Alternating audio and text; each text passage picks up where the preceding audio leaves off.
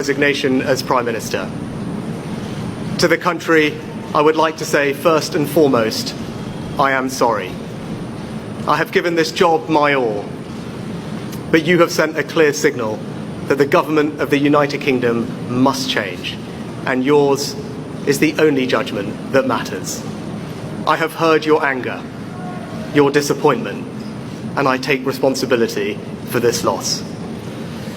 To all the Conservative candidates and campaigners who worked tirelessly but without success, I am sorry that we could not deliver what your efforts deserved.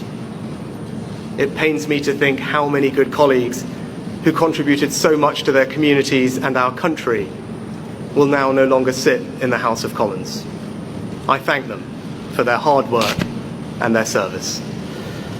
Following this result, I will step down as party leader, not immediately, but once the formal arrangements for selecting my successor are in place.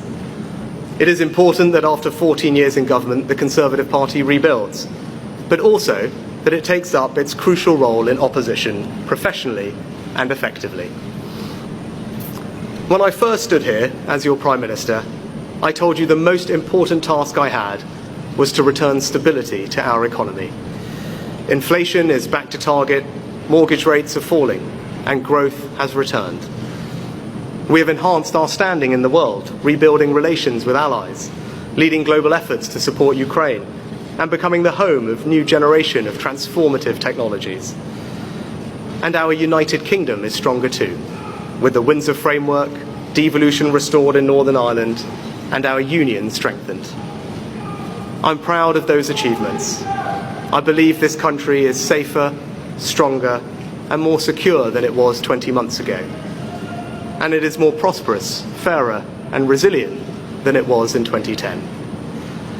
Whilst he has been my political opponent, Sir Keir Starmer will shortly become our Prime Minister. In this job, his successes will be all our successors, and I wish him and his family well.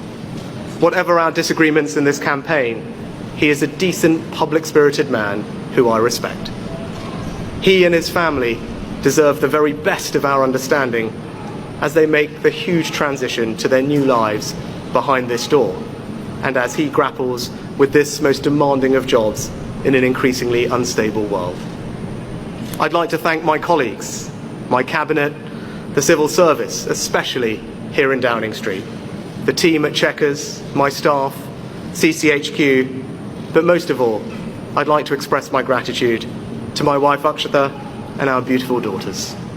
I can never thank them enough for the sacrifices they have made so that I might serve our country. One of the most remarkable things about Britain is just how unremarkable it is that 2 generations after my grandparents came here with little, I could become Prime Minister, and that I could watch my 2 young daughters light Diwali candles on the steps in Downing Street. We must hold true to that idea of who we are, that vision of kindness, decency, and tolerance that has always been the British way. This is a difficult day, at the end of a number of difficult days. But I leave this job honoured to have been your Prime Minister.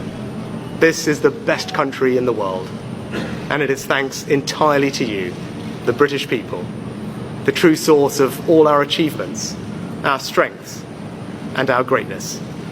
Thank you. Good morning.